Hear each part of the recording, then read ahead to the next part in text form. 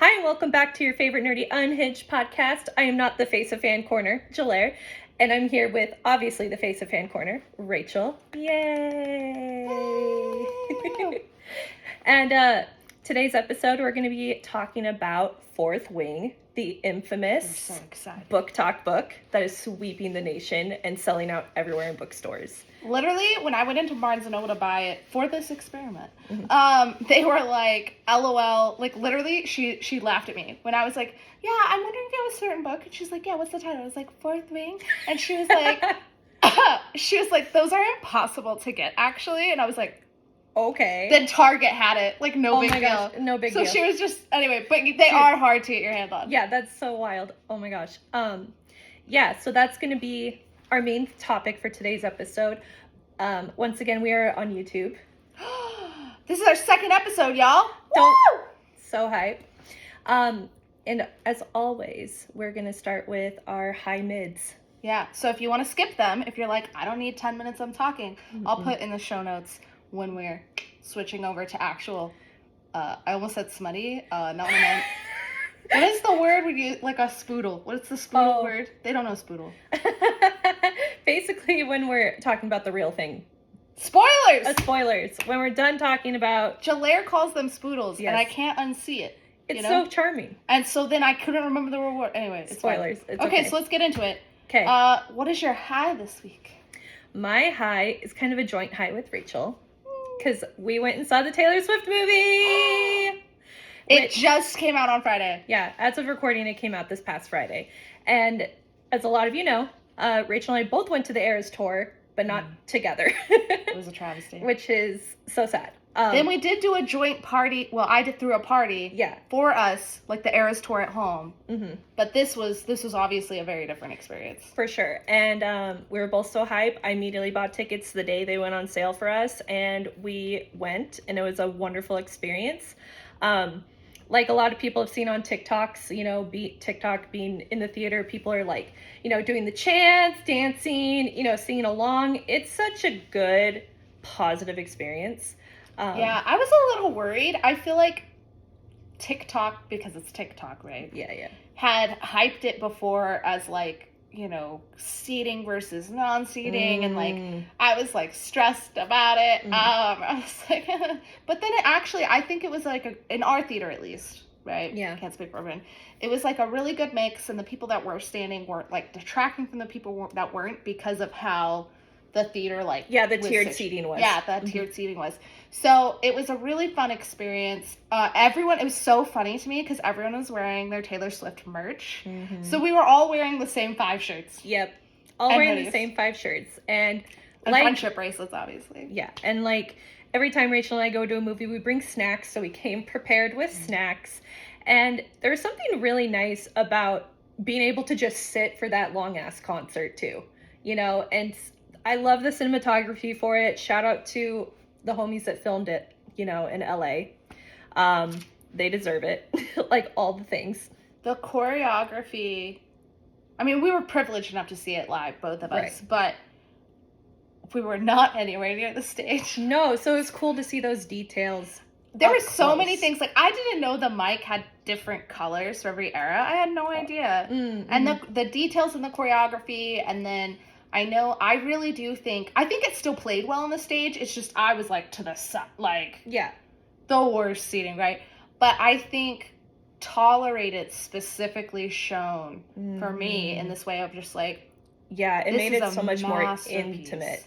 Yeah. I was wrecked. No, she was. I reached over and patted her leg because I knew she was crying. We literally were like, what's your favorite Taylor Swift song? And I was sad because mine's Wildest Dreams and then Cardigan, and both were cut from the movie. Spoiler alert. I was sad about Archer.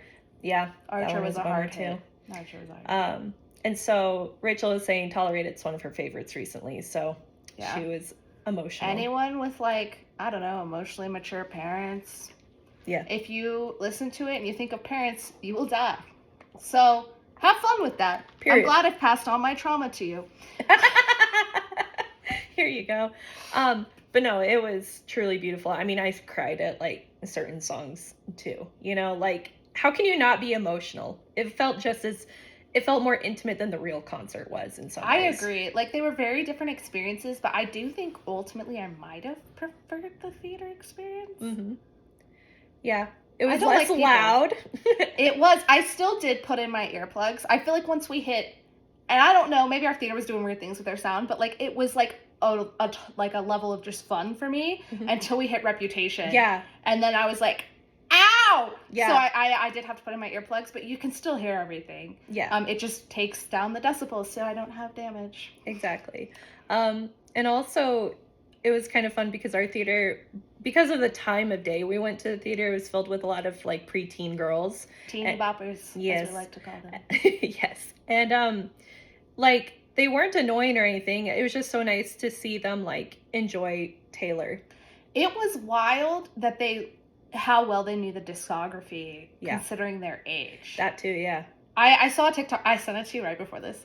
Oh, okay. Merry Christmas to you. Okay, I'll see it later. But it was like, it was a woman sobbing in the theater. Oh, yes, I did see this. Yeah, the one where she was like listening to all these little girls sing, the man. And just knowing every lyric and how powerful that was. And I think there's a lot of truth to that. There was nothing like that when I was a kid. Yeah, seriously. Definitely when you were a kid, because you're just a baby smidge older than me, not to out you. It's okay. It's literally 2 years. It's not a big deal. It's not a big deal. But we never experienced that, and they're getting to experience that in their youth, and how empowering that must be for them, even though our human rights are disintegrating. Right.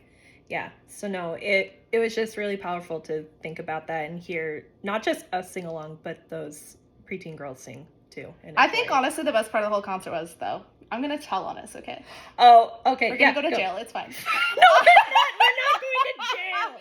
Cinemark's like, yo. No, like, hello. I heard you were. Yeah, they're like, we pulled up the camera footage from this YouTube video. No, okay, so we normally, like, our local theater that was playing it normally has literally 25 minutes of ads. Like, it's aggressive. Like, they're known for this, okay?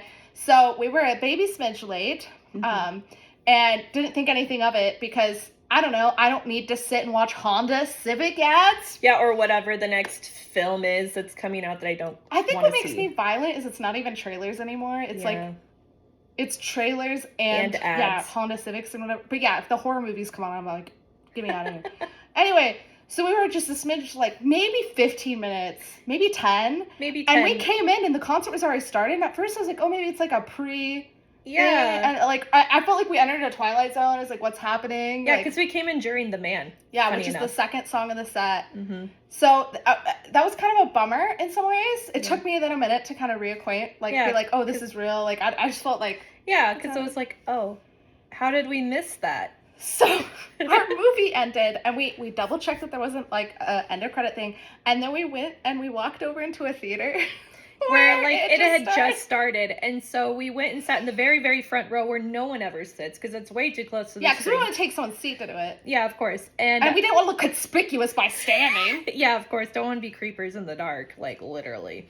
So we got to belt out Cruel Summer, and I think by that point, because there was an element in our theater at least of like, even though we were late, like, you could tell, like, people weren't singing as much during the initial songs, and then, like, it was, like, a slow, and then it was, like, boom. Yeah. Because I feel it's a little, like, it's the social norm of it's weird. Oh, yeah, no, it's different. You don't sing along in a theater. Exactly. You know? And so when we went into this theater, I think we brought the energy up very quickly. We really did, especially because, like, we were, like, screaming Cruel Summer, which is such a fun song to sing anyways, and, like, then when we got to You Need to Calm Down, there's like the hand wave. So I was doing it, Rachel was doing it with me. And then we turned around, the whole theater was doing it. It was amazing. So I'm like pretty sure we started that. Because I know at least like in our theater, I noticed there was a group of like people in the front that were doing like dancing and hand gestures too. And then people started to like do it more because they're like, oh, somebody else is doing it. It's like when you're in a theater and you need someone to laugh to feel like you can laugh. Yeah. You know, you needed people to sing and kind of dance in their seats to feel like you could. And so that was like the funnest part is when we snuck into another theater. We didn't stay the whole time. No, we just stayed.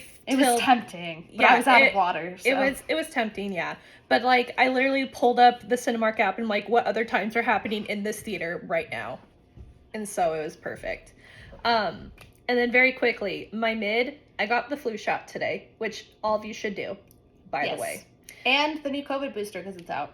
Yeah, I would have gotten it today, but the pharmacy was out. No, that makes sense. Yeah, but just FYI, do those.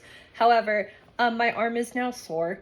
Yeah. From where they gave me a shot, and I guess I didn't bleed, so I was like, "Where's my Band-Aid?" I would literally look to my arm because I don't like to look. Yeah. And then they were like, "You're done," and I looked, and I was like, "No Band-Aid?" That's wild. And they always give you a Band-Aid. Yeah, and the nurse was like, "You're not bleeding." Well, I guess nurse, pharmacist, whoever. And I was like, "What?" And she was like, "Do you want a Band-Aid?" And I was like, "Yeah, I usually bleed." Well, it just like makes the thing feel complete. Yeah. It's like putting the bow on the end of it. Yeah. And so, I mean, she wasn't like mean or weird about it, but I was just like, I want my Band-Aids.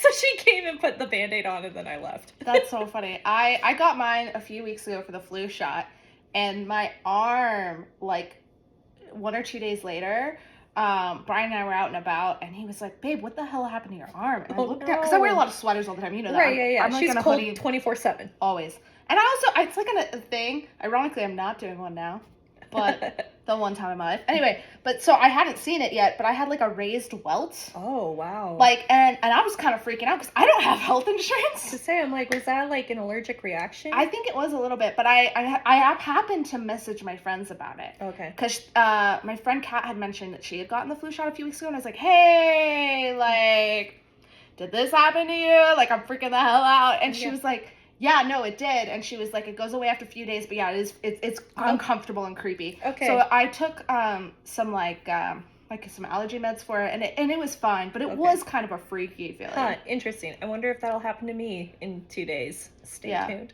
Yeah, that's actually why I'm bringing it up, in case it does. Okay, but still get your flu shot and know that was normal. It was not a big deal. Yeah. Get your flu shot. I was not saying it to like minimize, but just so you don't panic. Yeah, definitely, for sure. Valid mid. Yeah, and so I know we just had a shared high, but what's your personal high? I did go to Disney a few weeks ago for my first year anniversary. Cute. With my boyfriend. I literally sent them like, "Happy anniversary, you hoes." Okay, not only did you send that, the week before I went, Jelaire was like, "Oh my god, I had a dream that I showed up in Disney for your anniversary." I really did. And in the dream, Rachael was like so excited, but then she was like, "Can you not? Like, go the fuck away." Like, Dream Rachael sounds so real. I love her. It was so funny because Brian was like okay with it, but he was kind of like confused. Yeah. And you were happy I was there, but you were kind of like, "This is my vacation. Go away." That's hilarious. So it was really funny. And so I teased her. I was like, "Oh, are you showing up?" Knowing full well I can't right now, but it was still, I wish I could have. I know, that would have been Ironically, it would have been really funny. I wouldn't have actually yeeted you away. No, for sure. I know. You could have joined me on day 2 when it wasn't anniversary day. I know. If I actually had shown up, I would have been like, "Hello," and like surprised you, and then be like, "Okay, I'm gonna go have fun. Bye." Yeah, you know, that makes sense. Like, I'm not gonna intrude on your day. Okay, we had so much fun. It was very unhinged, and we won't unpack all of it. But like, when I say we had so much fun, like we could not stop laughing the entire time. Mm-hmm. And I think we got delirious because we were in the parks so long till closing both days. Which is how to do it. It is how to do it. Mm-hmm. As we have learned. As we have learned. Yes. Me and Jelaire from our trip. Mm-hmm. I missed you. It was fun with you. Don't let Brian hear that. He's like, "Thanks, babe." Thanks, babe. But no, so on day 2, so I want the context that I do think I was delirious from tired. Okay? A little Delulu. Hello, Delulu. We just watched World of Color, and the parks are closed at that point if you go to the last show in World of Color. And he made a joke about this little stuffed beaver that we got at the pier, and it wasn't even very funny. And I laughed, but I like leaned forward while I was laughing and like to put my hand like on his shoulder, like laughed forward. But he wasn't where I thought he was. I don't know. And I just sort of like fell slowly to the ground. And he's like, "Why are you on the ground?" And then we were laughing harder because I'm on the ground. So it was hard to get up. Yeah.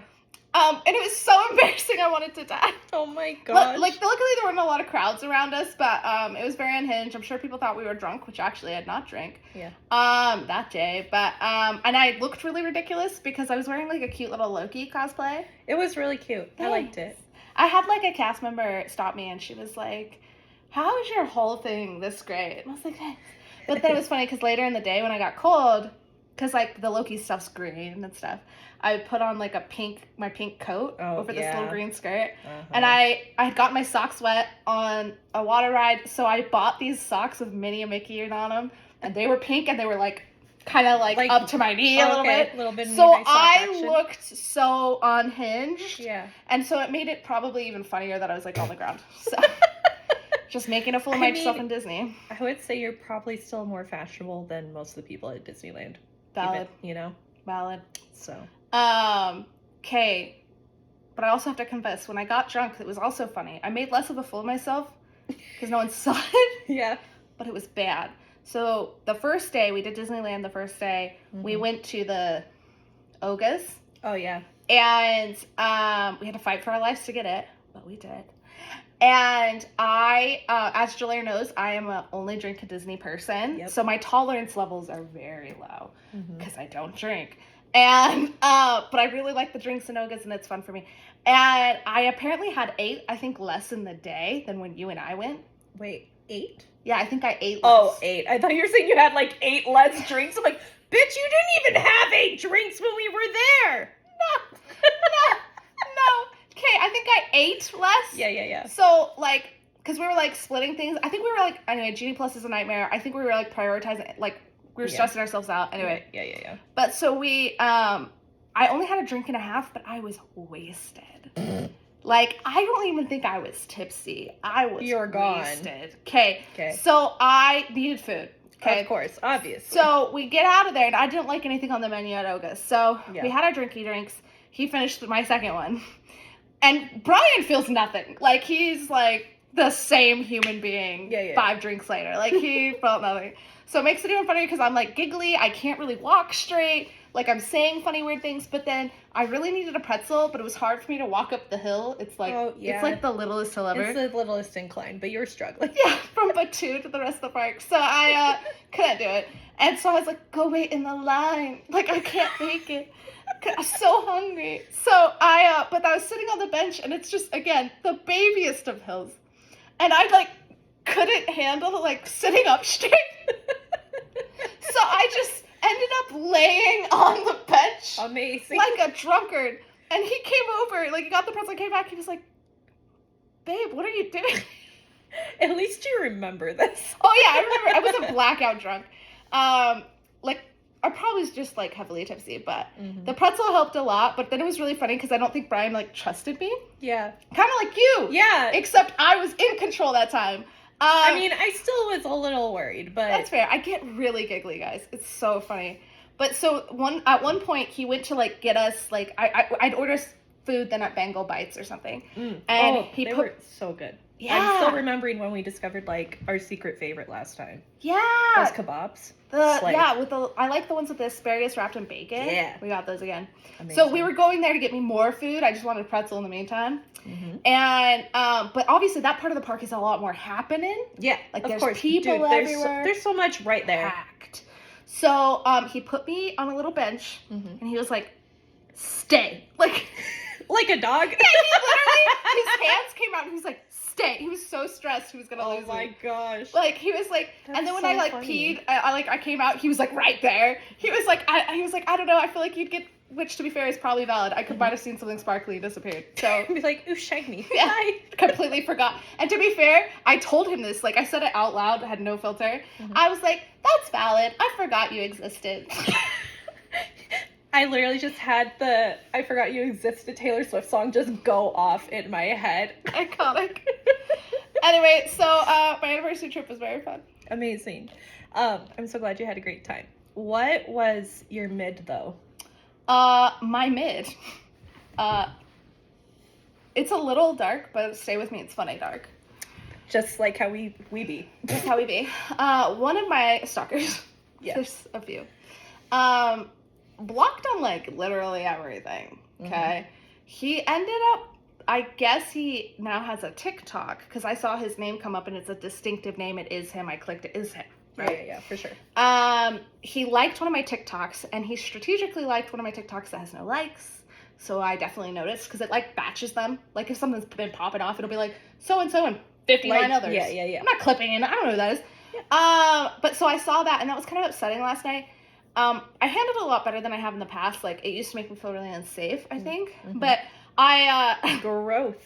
yeah, growth. But it was still kind of a bit of just like, I don't know, how aggressive are we going to be here? I couldn't go to FanX because of stalkers. Mm-hmm. Like, apparently that was the right choice too, especially with this escalation from this man.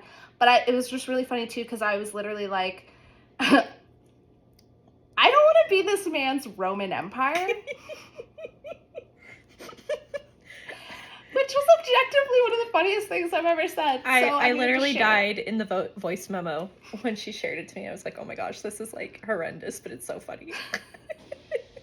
Because it was like something so serious, and then like, I don't want to be this man's Roman Empire. It was so good. Coping with humor. Like Harry. Facts.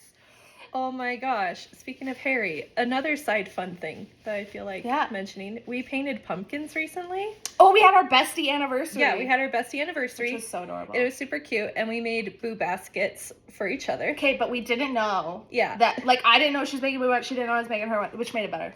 Which made it so better. And then we originally were going to go to a pumpkin patch, but it rained the fuck that day, so didn't happen, which is fine. So we painted little baby pumpkins instead, and mine I painted to be Harry. It was so cute and funny. Yeah. It was iconic. It was iconic, and Rachael painted like cute flowers on hers and then a cute face on another one, and so yeah, it was just iconic. Well, fall vibes have been giving. Yes, we're here for it. Fall is giving. Is that your personal high? Because I don't realize you didn't send one. Share one, not send. Whatever. Well, I mean, yeah, because I mean, Taylor Swift was a joint one. Yeah, okay, I would say that was a personal high. Okay, good. I want to make sure you get your time in the light. Literally. In the light. We have the ring light. Which is obnoxious, so you can see it in my glasses. It's really funny. It's okay. That's fine. Just like every other YouTuber on the planet. That makes me feel better. No, literally, you always see the little ring light, so it's good. It's not that bad. Okay, well, are we ready to, like, get into the stuff? Yes. Let's talk about Fourth Wing. I specifically wore a black, like, rider-ish jacket. Slay. And then, like... dagger earrings? Yeah. Where did you get the dagger earrings? Was that a small shop? It was a small shop, but I don't remember their name because it was at a fair.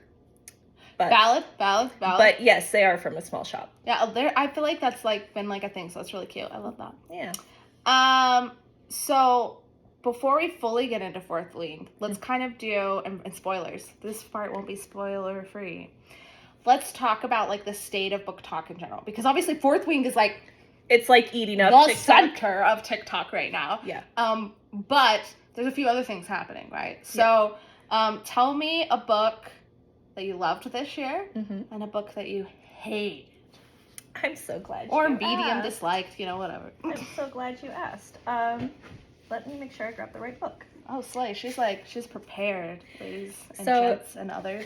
It's going to be flipped in the video, but this book is Divine Rivals. Beautiful. That's a cool cover.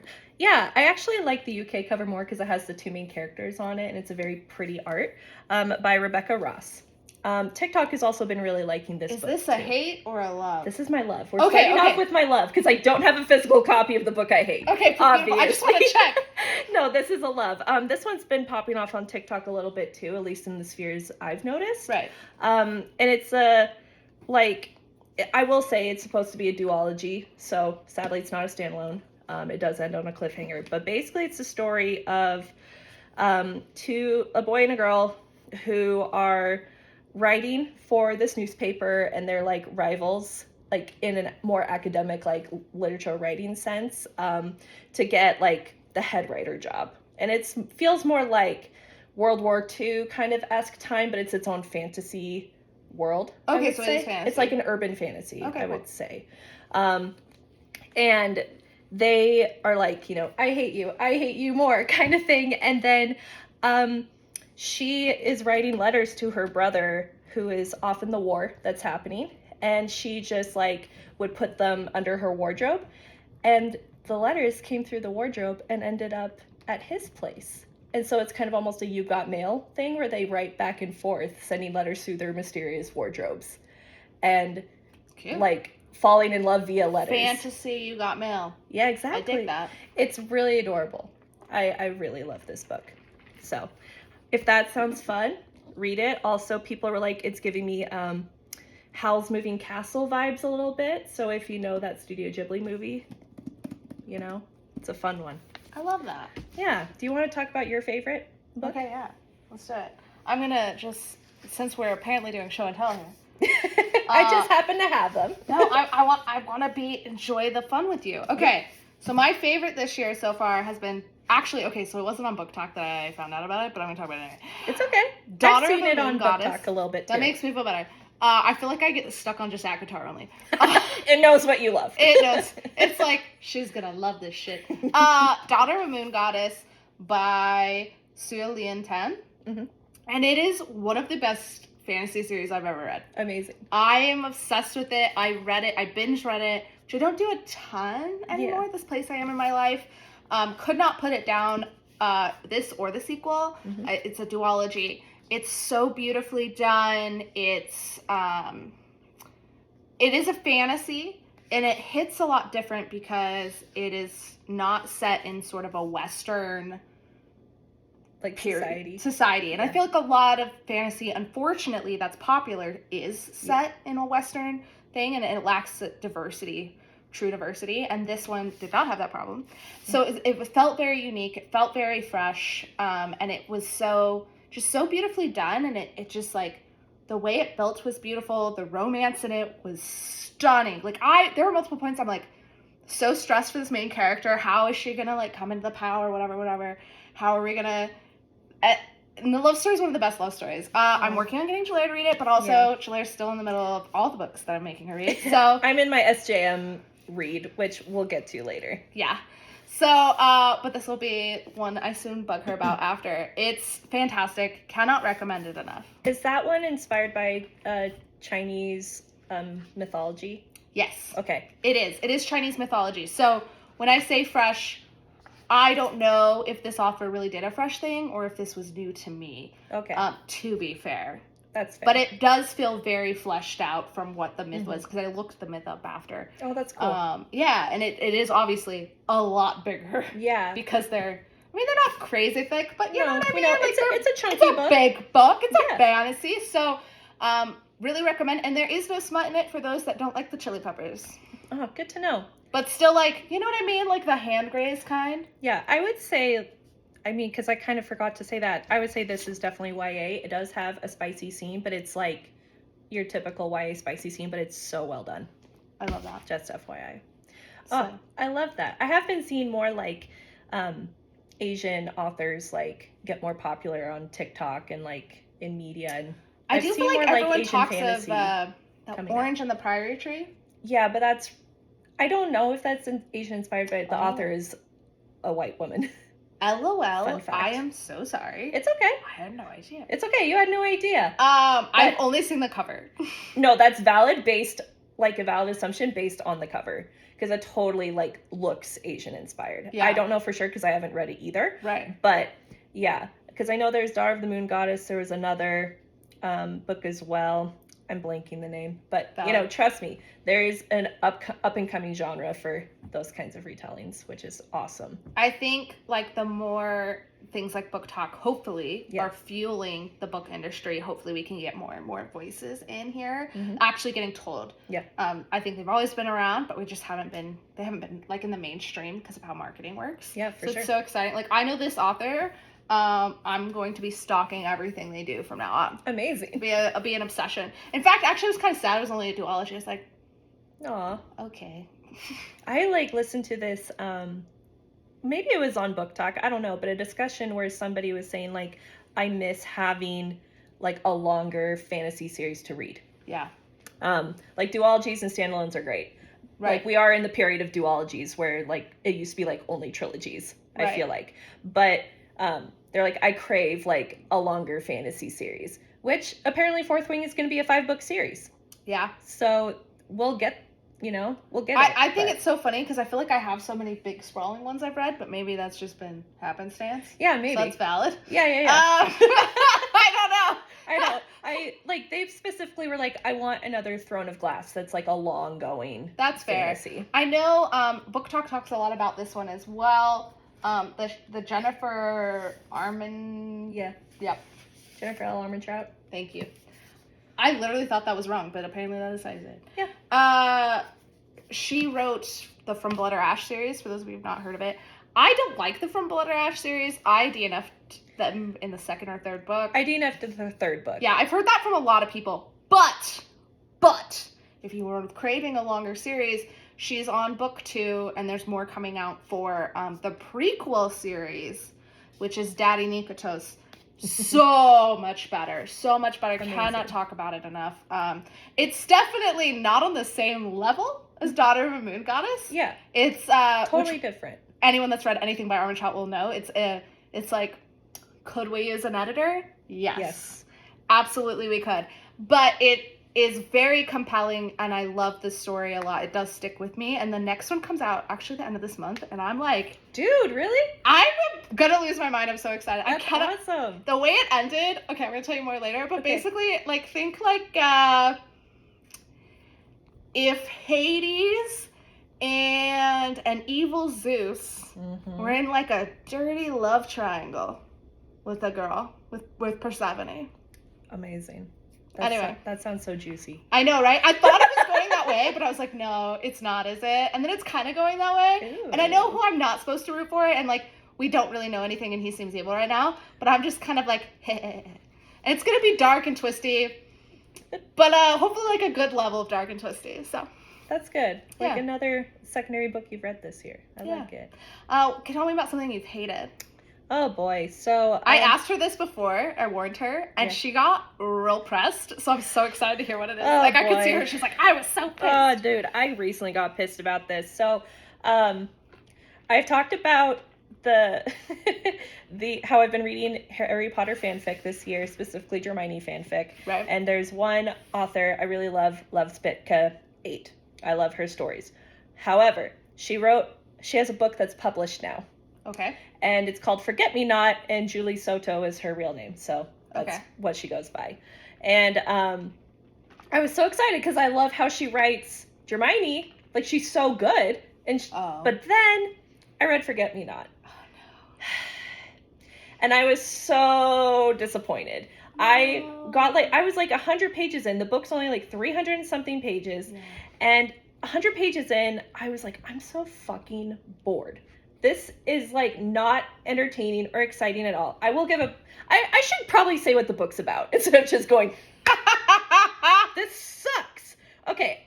Funny enough, I talked about Divine Rivals being a fun You've Got Mail story. This is actually a You've Got Mail kind of story. Okay. And I've heard of this on Book Talk. Wait, JK. I'm thinking of her fan fiction that's You've Got Mail inspired that I didn't like as much.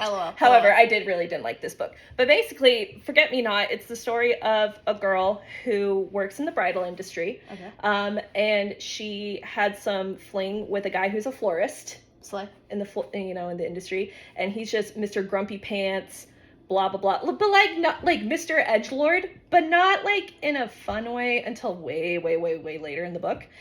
And they like date. It's like heavily implied they dated in the very beginning, and then something happened, and they're suddenly forced to work together because our main girl is working on a celebrity wedding of sorts, and she's like more indie in the wedding industry and blah blah blah. And so she just like has to work with him again, which I know a lot of people like the second chance romance because that's kind of what it is. Right. But how it was executed was not fun, and it wasn't interesting, which made me so sad. That is sad. I wonder if it's like, I feel like something that, like, fan fiction allows you to write in a way where, like, obviously the characters are already made. Right. And so it can allow writers to play and learn in this fun space. Yeah. Do you think that maybe where she was making the characters from the ground up, is that why do you think it struggled? I think so, because I had no reason to care about them. There was, like, information you would learn about the characters to help give them, depth and stuff, so you know about them. But it just didn't make me care about them. She was kind of treating it like her fan fiction where she, feels like you should already know who these characters are. Yeah, no, I get that. And I did not. I get that. That's really hard. I'm sorry. It's okay. That's a really bummer. Because even the cat was just like, I'm sorry. Put a little paw on my knee. Ray, you're stealing the show again. She did that in episode 1. Well, episode 17, but one of you two. Yeah. I think it's really disappointing, like, because it's one thing if you pick up a book, like, on a bookshelf and then it sucks, you're like, okay, whatever. Yeah, like, whatever. But when it's, like, someone you're excited about, it feels like a betrayal. No, it really felt like a betrayal, because thankfully my friend that got me into fanfic, she bought the book, so she let me borrow it. Okay, so you didn't, like, buy it? I didn't buy it. That's and good. she read it before I read it, and she even was like, I'm disappointed. Right. But I was like, I still want to know for myself. It's so funny, too, because I feel like you and I both, we'll read some stuff that's, like, not, I mean, frankly, even, like, the Shadow and Ember series we were just talking about, or, like, the Hades and Persephone that by Scarlett St. Clair. Yeah. It's, like, objectively... A Touch of Darkness. Yeah. Yes. Mm-hmm. Like, objectively, it's not very well written, but it's, like, a very compelling story, and Yeah, she's a good storyteller. And it's really fun. Yeah, so it's, like, it's not even like you're coming at this, like, from, like, a bar being too high perspective for a newbie. That's unfortunate. Yeah. What's a book you disliked this year? Okay, so you ready for the soapbox? I'm so ready. Okay, everyone pull your socks up. Let's go! Okay. So, somebody for my birthday... Somebody, I mean a man. A man. Should have known. Gifted me a book. But I had heard about it from Book Talk multiple times. And it has snuck into my feed, probably because somehow I knew I read it. The book's called Red Rising. Mm-hmm. It's a, like, sci-fi dystopian situation. Okay. Mm-hmm. And I was like, and a lot of people have been saying that it's like Hunger Games meets Harry Potter on Mars. Okay. Is how I feel like I was told. I was like, this is the new Hunger Games. Okay, is how I was told about it. I've been recommended this book in the past, so even though it was written by a man, and I'm very sus of things written by men in certain, especially in certain genres, like sci-fi, where I feel like women are often not treated the best. Yeah. So I was sus, but I gave it a chance. And when I tell you... The glasses are off, people. This was the most painful and harrowing 2 days of my life. I didn't even finish the book. So it started off, and there was already problems from, like, 2 chapters in. Mm-hmm. Like, we introduced the female character to kill her off. Cool. I can say that because I think it's literally on the back. Like, I'm not spoodling anything. And literally you can tell from page 1, you're like, okay, she's gonna die. But I was like, it made me so mad because the whole premise of the series is like, she's convincing him, because there's like districts, kind of essentially. Yeah. I think they call them something else, but they're districts. Yeah. And they're being taken advantage of, these minors, you know, things like that. And it's like, she's convincing him to rise up against the government because she thinks he has something in him, and she's his wife, to give. Mm. And I think what makes me mad about it is I was like, well, why can't you do this, boo? Everyone loves you too. Like, the same argument could be used for you, but she thought the only thing she could do is be a martyr. And it makes me violently angry. But I was like, okay, we're going to keep reading, though. Because, like, all books have some problematic things in them. Let's keep going. I'm going to be mad, but we're going to keep going. Mm-hmm. The way it just kept getting worse and worse, rape became an ongoing Are you hearing this shit? Seriously. And, like, because the main character is a male, he, the rape wasn't, like, explicitly laid out or anything. It's not like George R. R. Martin. But it was a tool, and it was something being talked about, and he wasn't feeling the effects of it at all or caring at all. And, like, it kept happening consistently in the school that they're in, which is supposed to value, like, the whole premise is the society's built on is, like, the best rise to the top. You know, it's very Darwinian, and I'm just sort of like, well, if you're going to portray women as this weak, because literally anytime, like, a character stupidly died, I counted, okay, if anyone's wondering, since it has that Hunger Games vibe, the characters made into slaves in this Hunger Games arena and made unalived, were all the first, like, 11. And a lot of these, you don't really know them. It's like, oh, someone from the back did something stupid and whatever. We're women. Oh, boy. All of them were women? Yeah. The first 11 were. Yeah. You know, and then were a few men, but I was like, okay, we're clearly favoring this. And then, yeah, rape was being used as a tool against the women. And I understand that these worlds, like we are in a dystopian world, those generally will be sexist, right? That's how these worlds thrive.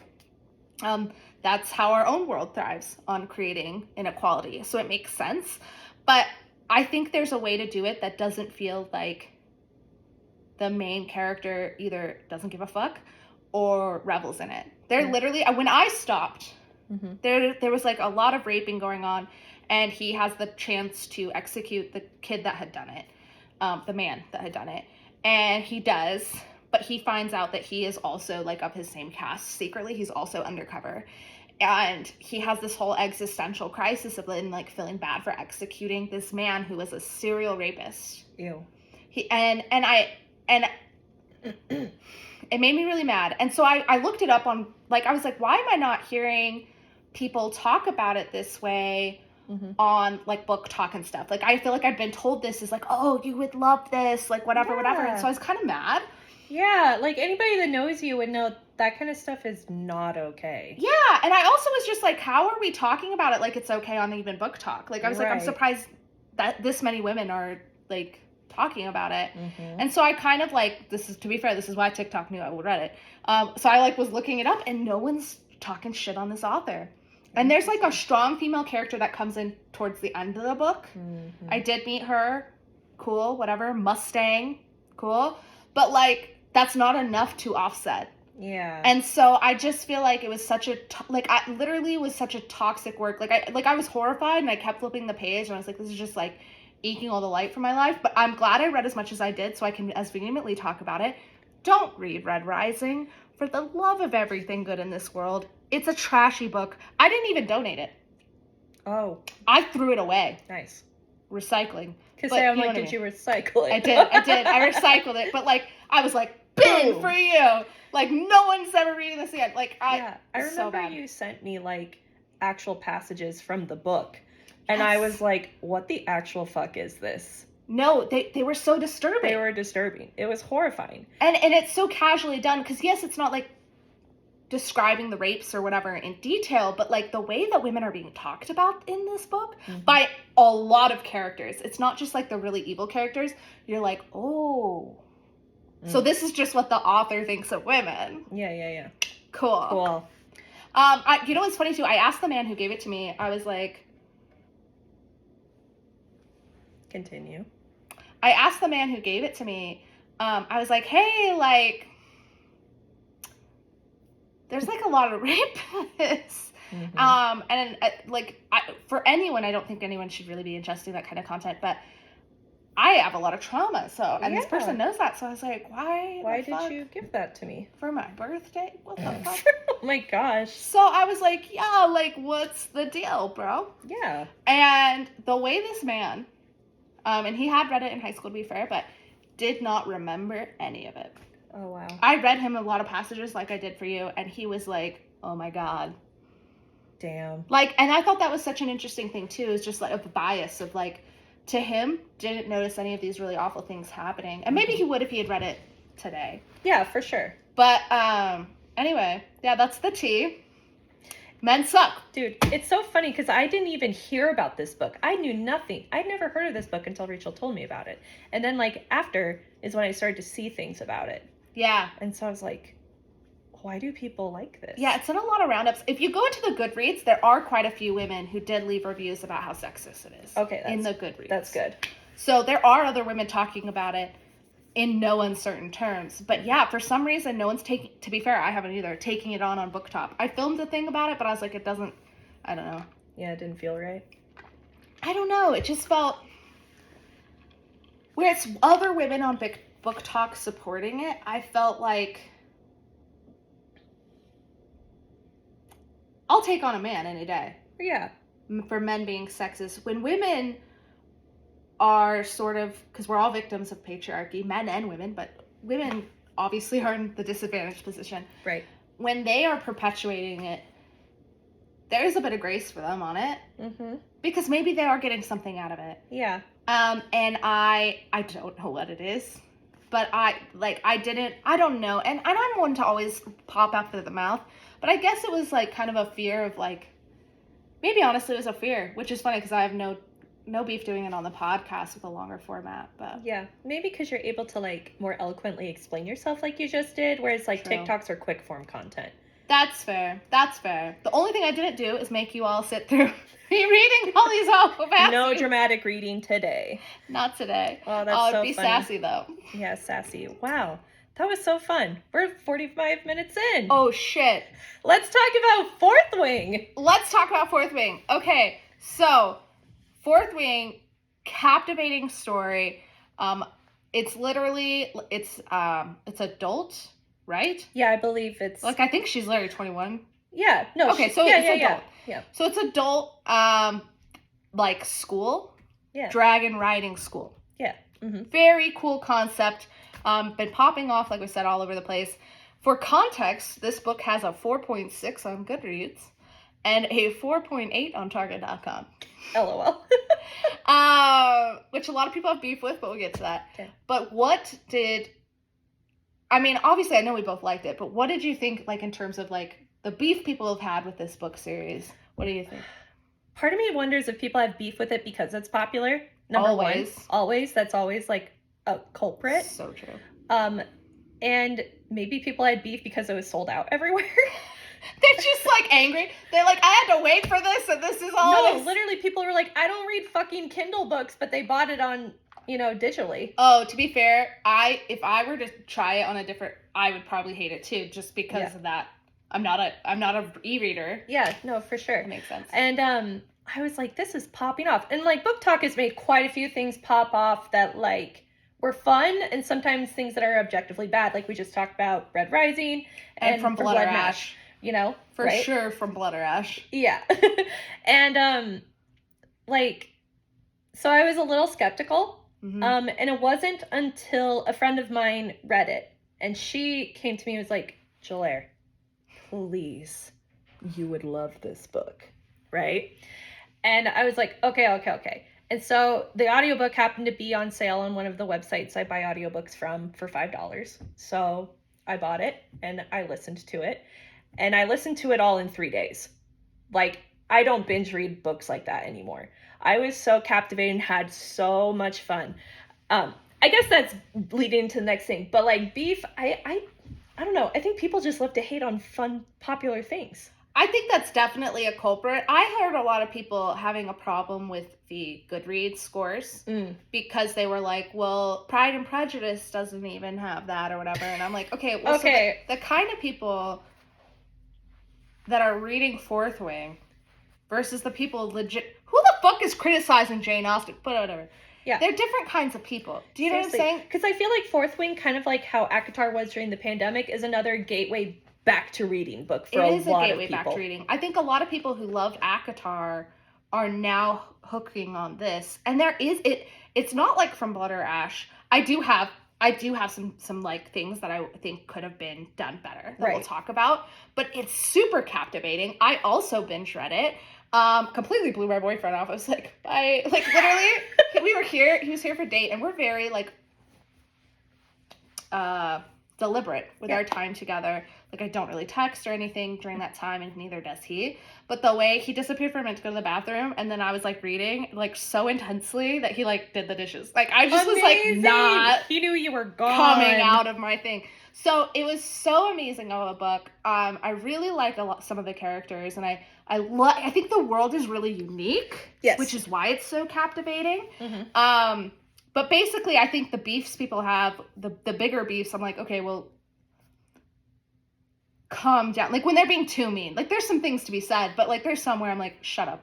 Okay. Kindly, shut up. Yeah, what have you been hearing? Because mostly I just heard people raving about it. So. I've heard some people, literally, with the Goodreads score, be like, Jane Austen isn't even that high. So I guess their problem was that people are rating it as highly as they are. Which, again, I think the kind of people reading Jane Austen, which I do also read Jane Austen, but... yeah, like we both do. We both do. But I think they're looking at literature, when we do read things like that, from a different perspective than what Fourth Wing is. Mm-hmm. Fourth Wing isn't as well done as ACOTAR, I would say. I don't think the world is as fleshed out, but it is her first book in the series. And so I'm hoping we see Rebecca Yarros grow. Definitely. In the 5 books. Because I think this base is so fascinating. Seriously. I know, so I've seen some things like that, basically. Just people being like, oh, basically people just hating on people for rating things 5 stars. Yeah, and having fun. I'll rate things 5 stars and still have criticism. Yeah. Like, that's just who I am. Yeah. Why do we have to give people failing grades? Is that necessary? Like, but I do think, you know, sure, well, let's then get into what's wrong with it too. Right, for sure. Like, let's have a discussion about it, you know? So, yeah, crazy. What were some of the things that, well, I guess, what were some of the things, like, you did enjoy about this book that made it fun and bingeable for you? So I loved, early on, something that was fascinating to me. I read a lot of fantasy. Mm-hmm. We both weird do. amount, yeah. So I'm used to the tropes. I'm used to how these worlds work and the magic systems. They might say they're unique, but they're not. Yeah. I don't say that with shade. It's just, it is what it is. Like, they're all going to be a bit derivative. But what I found fascinating is that the way the world seems to be structured, at least at the beginning, so it's also kind of my beef, but it seems like the dragons actually are the ones with all the power in this, like, country. Essentially, they call it something else, but it's a country. Yeah. And then the humans kind of, like, are subservient to the dragons. Yeah. And I was like, that's sick. I don't know that I've read something before where there is something, I mean, unless you're getting into gods and goddesses, but then it's from the paw of the gods and goddesses. Right. Where it's like something above humans. Yeah, no, for sure. Because I thought that was interesting too. Yeah. And I was like, I need to know more about this, Mm-hmm. which is why I was then upset when there wasn't more about it. And I feel like it kind of conflicted with itself a little bit. Totally. In terms of who's in charge. Yes. Unless, which could be the case, we're going to get into spoilers, unless our homeboy Terran is just, like, acting outside of what the other dragons want. Like, maybe these are rebellious dragons. I mean, maybe. We don't know. We don't know. So that's possible that they're rebellious dragons. And so, like, really it is kind of making sense. But right now it's kind of feeling like, I don't know, it could go either way. So I'm excited to see what Rebecca Yarros does with it. Hopefully she can actually do a little bit more world building. Yeah, that was my main critique, was, like, a good base, but lack of, like, solid, like, world building that made sense, because I would get confused as well. However, I did enjoy the, like, day-to-day of the story and learning, like, the pieces that we did, you know, because it was more of a showing, not telling a lot of times, I felt like. She just needed to do more of that. Yeah, I feel like she cut the book too short. Yeah. Maybe 50, 100 pages more, she could have accomplished what she was trying to do. For sure. And so we'll get to it later, but that's one of the things that I'm hoping to get more of as the series goes on, but definitely in the next book that, fun fact, comes out in November. Yeah, November 7th. Save the date, y'all. Mm-hmm. Our main girl, Violet Sorengel, definitely a flying entendre there. She, what I loved about her, we don't know exactly why she's as fragile as she is. Yeah, totally. Like, I don't know if it's an autoimmune disease or what's going on, but she's very, like, the whole plot is she's gonna die at Dragon School. Yeah, they're like, oh shit, if she goes to Dragon School, she's gonna die because she's too fragile. So she basically, since she was, like, a child, was prepped to be a scribe. Right. Because in this society, it's broken down between, like, your professions would be scribes, healers, I believe. And you have to sign up for a draft for something. Yeah, or dragon riders. And that's your 3 options in life. The end. Right? And so our main girl is thinking, like, I'm going to go to scribe school, right? And then, like, this it's not a spoiler, but basically she gets told, no, you have to do the dragon stuff. And yeah, her mom's a bitch. Her mom is a bitch because her mom's the main general leader of the academy. Yeah, and her mom's crazy and it's like, we all have to be dragon riders, even though her daughter, like, they all know the daughter's gonna die.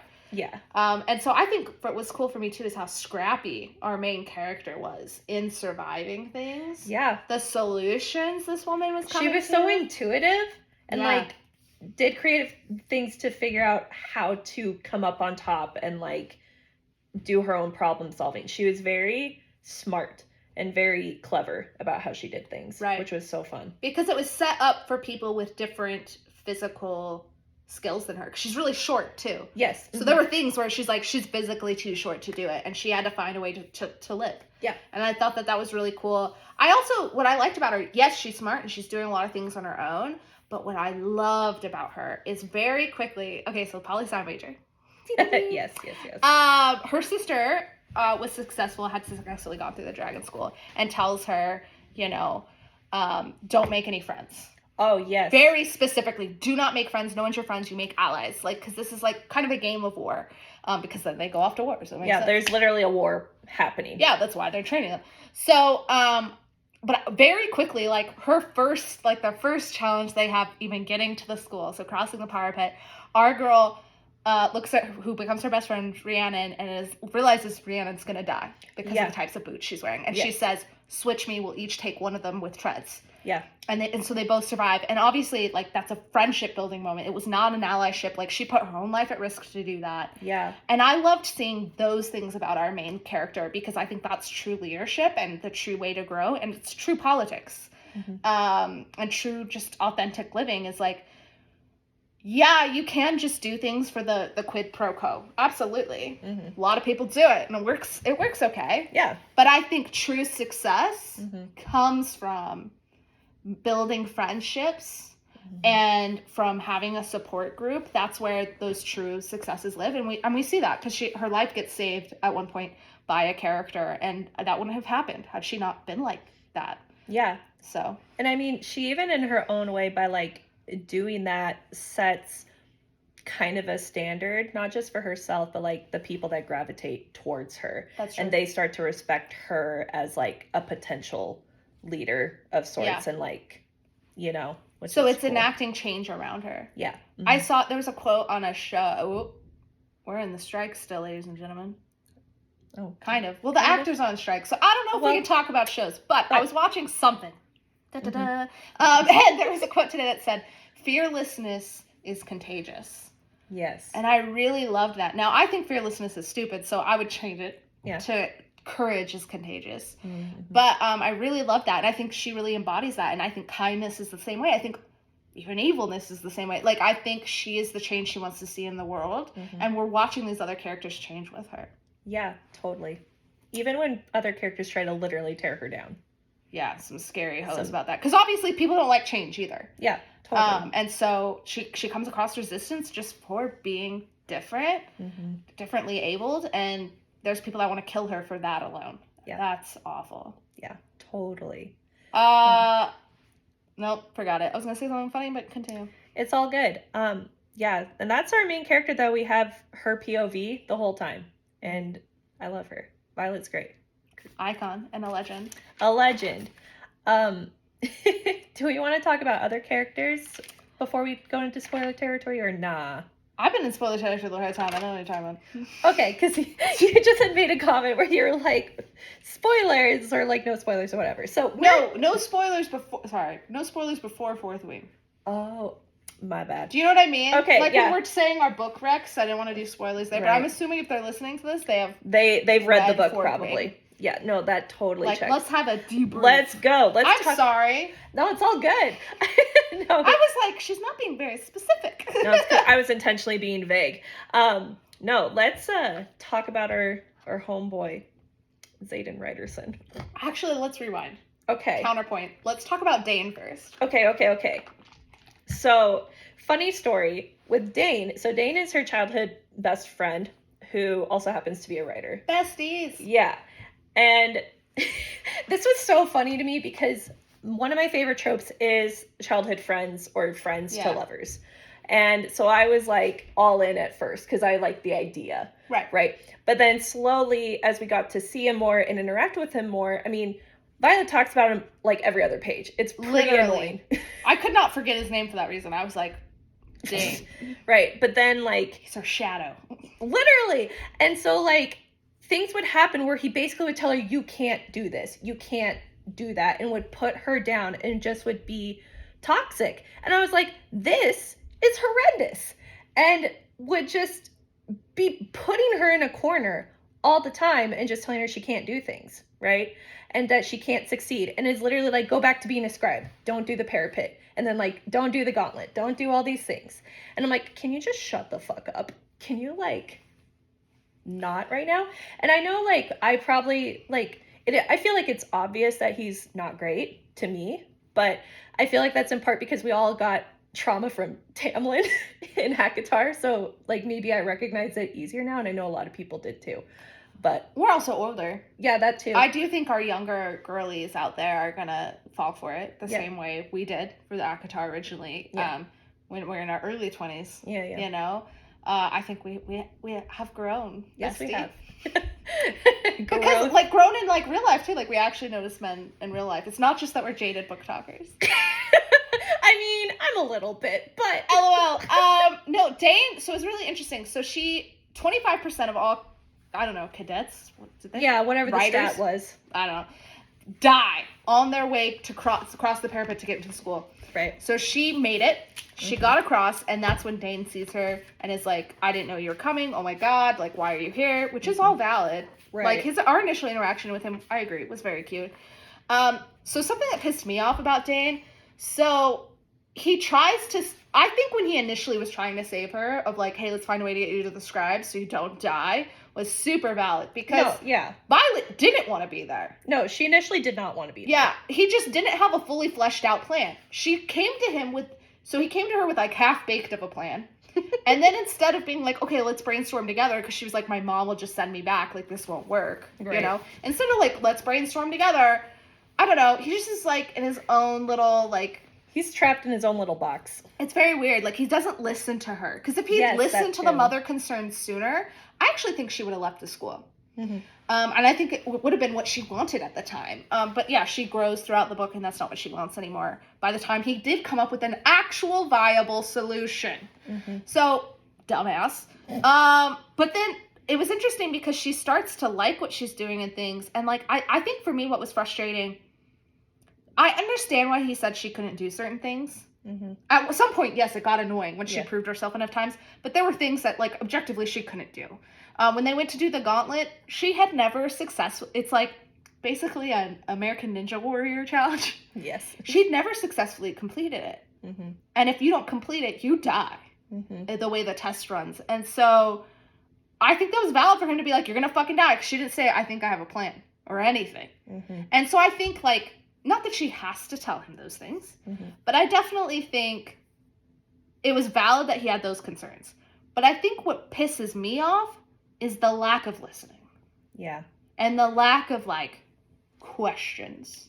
You always say more eloquently, like, what I mean. And I just was like, he didn't do anything. You put baby in a corner, you know, like, whatever. But, oh my gosh, yeah, it was literally how he did not listen to her, period.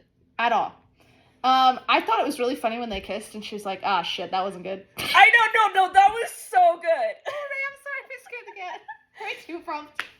That was so funny. I was like, they're totally gonna end up kissing, and I was like, please don't feel anything. Like, I thought she was gonna play up the love triangle a bit longer, so I was kind of surprised by that, actually. Yeah. No shade. No, for Not sure. saying I, like, feel one way or the other. But yeah, he's a bit of a hoe. He is a hoe. I've been addicted to a really bad word lately, but I did not say it. I was so proud of you right Me now. too, because it would have been a hoe to edit, so. That's the only reason I'm proud. That's valid. But that brings us to, not that this book is only about men, but we want to talk about the main three characters talked about. So, Xaden Riderson. For a second, I almost said Xander, and I was like, that's not it. Nope. Xaden Riderson, I think. So he has every reason to hate our main character. So this is enemies to lovers, which was so funny. I actually saw a criticism of this book, speaking of criticisms, I saw, where someone literally said it was too slow of an enemies to lovers, and they were like, thought they'd never get together. And I was like, bitch, this was so fast. Dude, it was so fast. We went through so much so fast. He only hated her on the parapet. Every time after that, I was like, he kind of digs it. No, seriously. Like, you could tell. No, you could totally tell. And, like, the only reason, which, like, is a valid reason you're led to believe, like, they hate each other is because his dad was responsible for her brother's death. Yeah, and her mother killed his parents. Yes. Mm-hmm. Very valid reasons to hate each other. Exactly. And even, like, her sister was like, do not, like, besides don't have friends, do not come in contact with Xaden. She, like, explicitly He'll try to warned kill him. you. Yeah, like, he will kill you. It's because they're allowed to do that in war school, so why not? Yeah. Wild. Yeah, so it's an interesting little thing. And I do think, you know, it was definitely the hate and the tension was there for a while. Yeah. But it was definitely, like, that kind of, like, hate sexual tension. Mm-hmm. You know what I mean? Where it's like, I hate you because of our parents, but, like, I kind of like you. Yeah, totally. Like, you could tell. So I thought that was a funny criticism that I saw somewhere. That is really funny. LOL. Because, like, you start to see her not dislike him anymore when she is on her secret, like, I need to make my, like, potions, for her battles. Oh, I forgot. That was such a cool plot line. Yeah. Mm-hmm. Like, so she's gonna be up in the war, or not the war, the, like... Basically, like, what is it called? I don't remember. Fighting? It was, like, the fighting. Challenges. Like, the challenges, yes, the challenges, the weekly challenges. It's a basic bitch word, we just forgot it. We're so used to complex fantasy. I know, like, there's usually, like, a whole language system or something. Yeah, because they had weekly challenges, and so she was gonna get her ass kicked. Her bones break really easily. Yeah, and so she was told, like, how to find out who she's fighting ahead of time.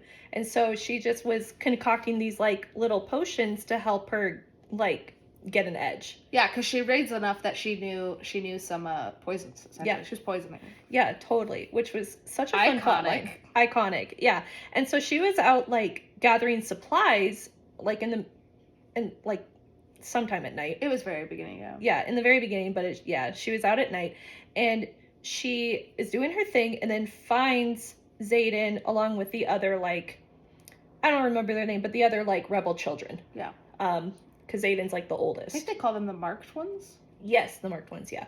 The other marked ones. And he's just, like, being a bro to them. He's basically mentoring them on how to not fucking die in dragon school. Yeah, so being a bro. Being a leader. Being a leader, for real.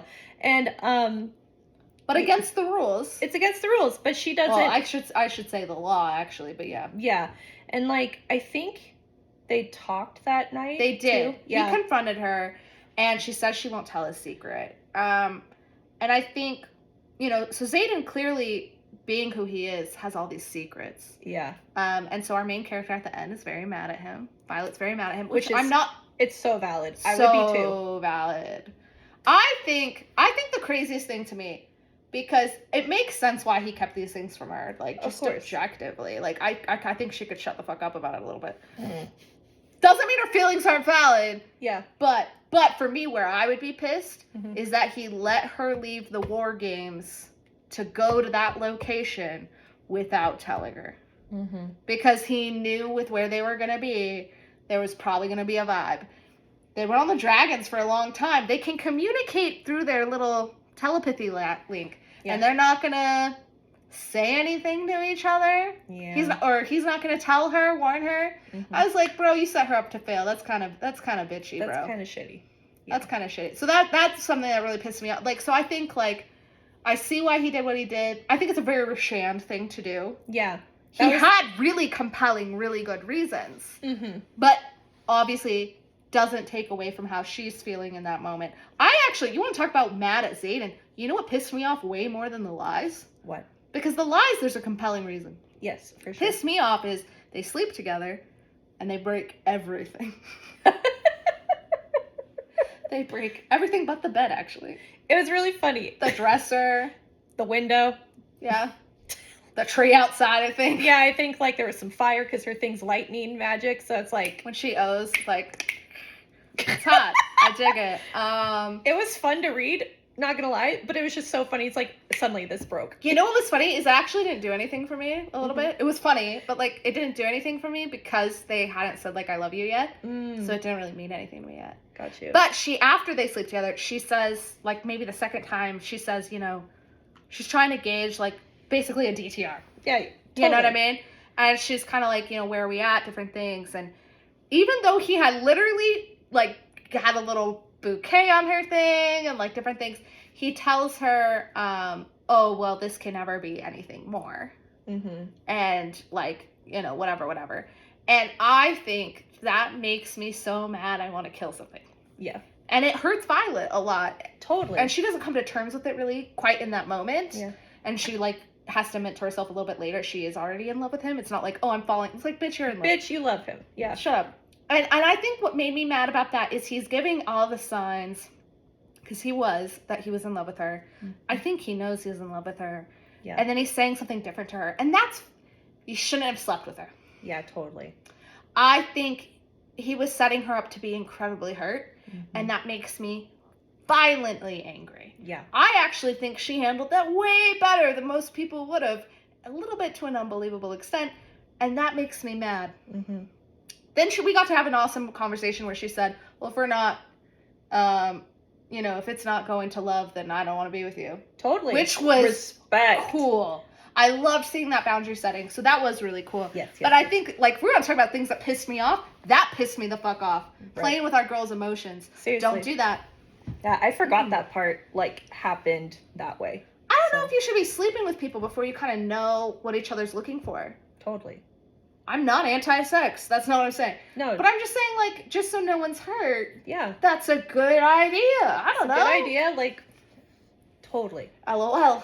Totally. I thought you were going to talk about the other thing you hated. No, I hate the brother for that. Okay, so here's something that pisses me the fuck off. You want to talk about plot holes, okay? Because everyone's up in the night about the plot holes, which there are plot holes. But I'm hoping can be fixed in book 2, though. I don't think they're so egregious that they couldn't be fixed. Totally. And since we know it's, like, going to be a longer series, like, off the bat. I'm like, she has time. She's got time. She clearly has writing skills. Totally. Because, I mean, this isn't the first thing she's written either. Right. I believe she wrote, like, a bunch of other, like, romance books. Yeah. And this is her first, like, fantasy take. I do think fantasy is a hard genre because the world building's so hard. Totally. So that actually makes sense to me that it was romance before this. Yeah. She's crushing it. No, she is crushing it. We just need some more from her, right? Totally. But no, what pissed me off, okay, you want to talk about plot holes, okay, so her brother died, Brennan. Yeah, Brennan. We find that out at the very beginning. Her brother died. It was like 6 years ago, threw off her family and... Threw off her complete life. Yeah. Because it made her dad depresso, he dies, and that's why she's being forced to kind of die, right? Yeah. Now she rises, but more or less her mom was sending her to death. Yeah, her mom was basically like, LOL, you're not worth being in this family because you're weak. Seriously. And then, like, you know. And to a horrific death, too. Totally. Because maybe falling off the parapet wouldn't have been terrible, but dying in a challenge would be terrible. Absolutely. So, anyway. So throws off her entire life, her brother's death, and, like, she's still grieving him in a lot of ways. Totally. Yeah, we see it throughout the whole thing. We see it. Like, and especially her father, too. Like, she grieves both of them a lot. A lot. And so this is what's going to piss me off. Okay, so the very end, the whole hanger cliff. Hanger cliff! Just getting to it.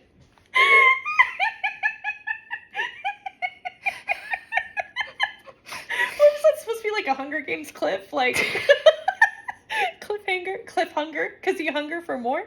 Oh my god. No, stop. Okay, anyways. Your cliffhanger. She's like, she finds out all of Aiden's secrets. He's part of this whole rebel thing. Not shocking. They've built up at their base. That was kind of cool.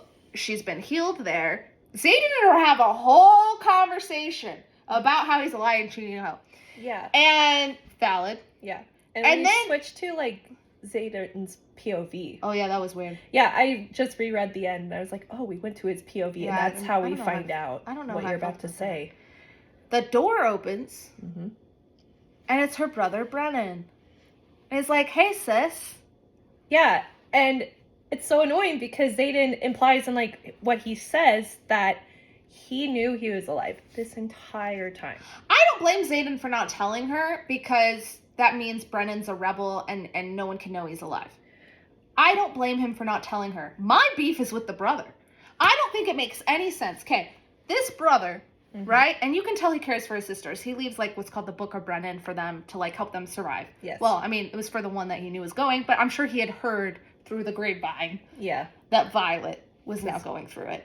So, he's keeping him safe. Zayden's keeping him alive by not saying anything. No, for sure. I guess I'm just, like, he knew he was alive. It just adds to the more depth of, like, secrets and, like, more secrets we don't for sure know. So I'm not mad at Zayden. What kills me about this is Brennan clearly knew that she's in this, like, facility, because where he's hanging out. I don't know, he should have been there when she woke up. Or, say he didn't know, for sure. Because we don't, like, there's a little ambiguity. Maybe he didn't know. I don't know, he should have ran to see her. He should have been, like, thrown open the door and been like, Violet! And then she should have been like, Brennan! Like, you're dead!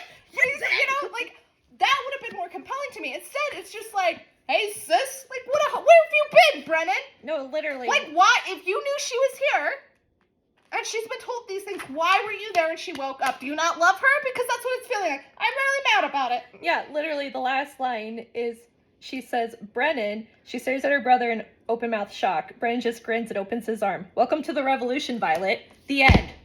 I'm just saying, he kind of sounds like a bit of a meh. A-ho. Yes. Yeah. Yeah, uh-huh. But meaner. Yeah. A bitch. There you go. So it made me so mad. I didn't even text, so Jelaire didn't know I finished it because I was so mad at the cliffhanger. I wasn't even like, you know, sometimes cliffhangers you're like, no, what happens? Like, that's not what happened. I was just like, yeet. Like, I was like, this doesn't even make sense. Unless the plot is literally he's an asshole, it didn't make sense. So I actually think it's a plot hole. I think it was just bad writing. Mm-hmm. But it made me angry. Yes.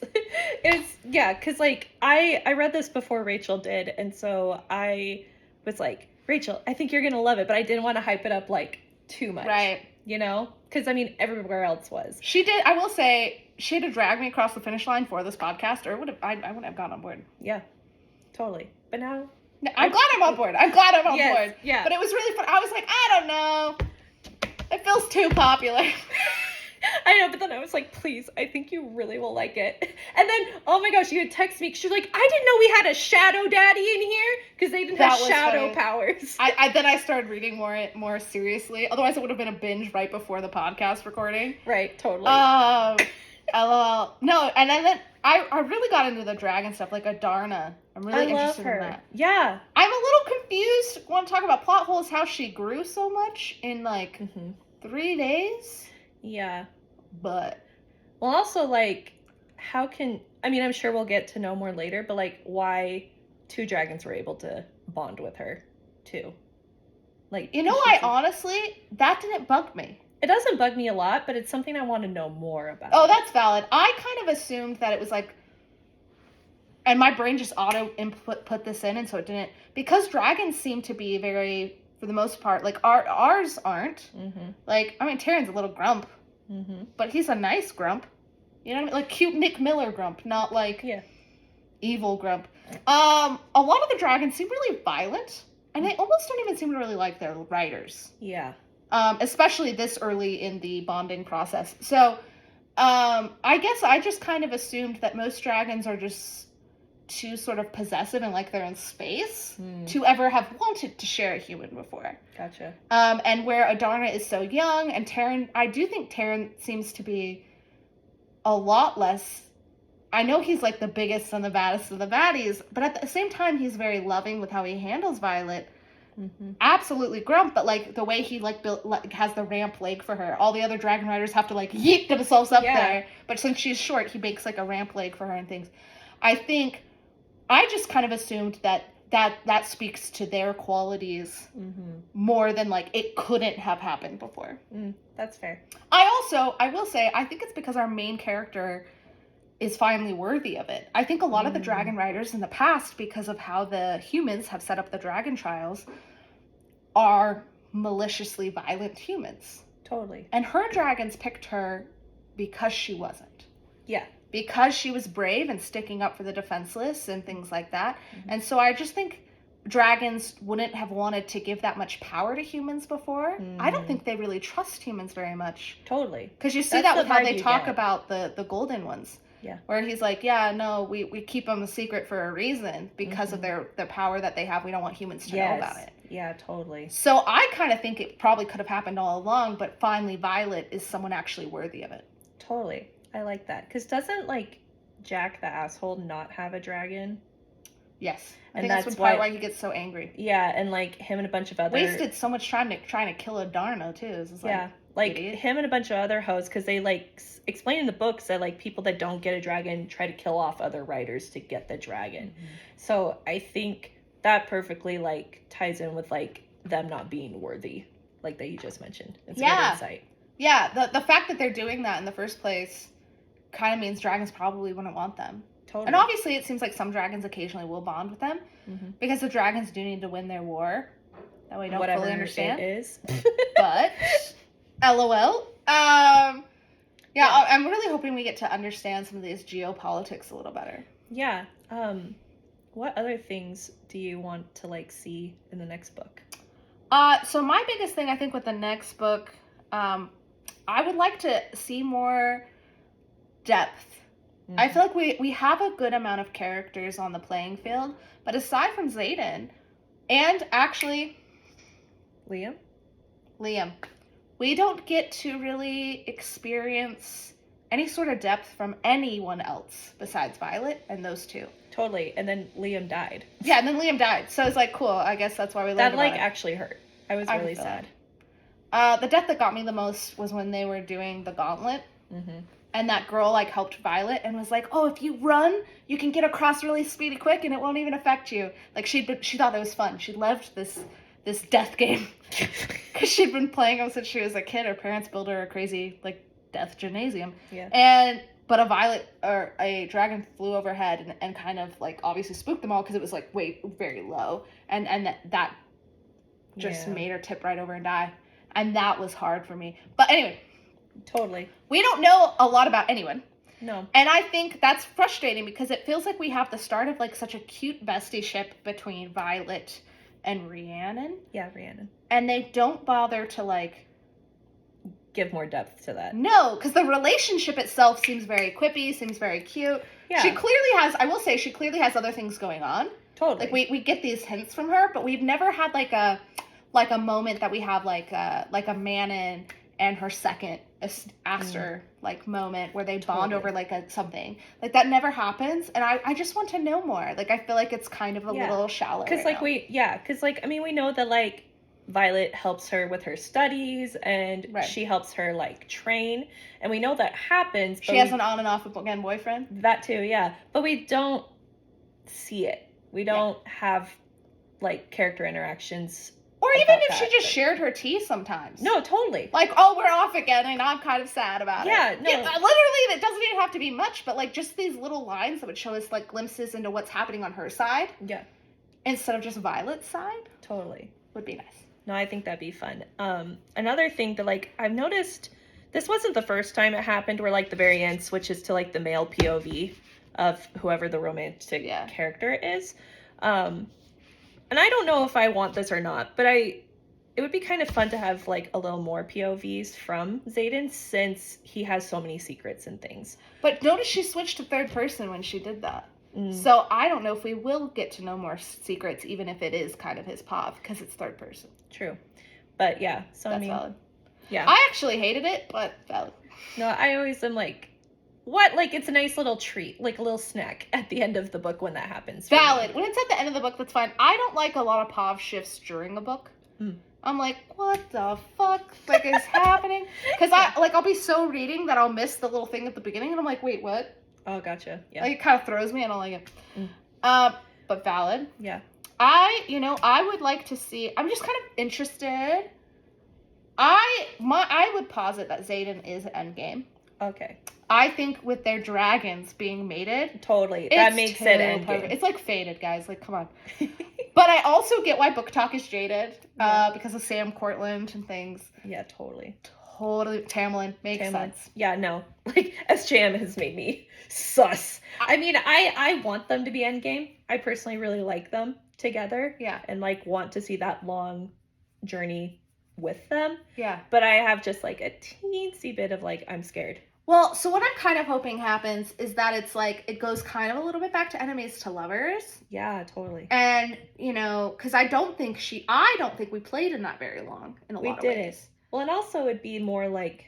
But the end would still be him. Yeah, I mean, no relationship is without, like, some sort of conflict and, like, trials that you overcome and stuff. So that feels a little more realistic. I'm okay with there being another love arc. Totally. And Zayden being jealous. I feel like that could be fun. Yeah, we have room to They're young. do They're in that. their 20s. Let's play around and then end up together. Totally.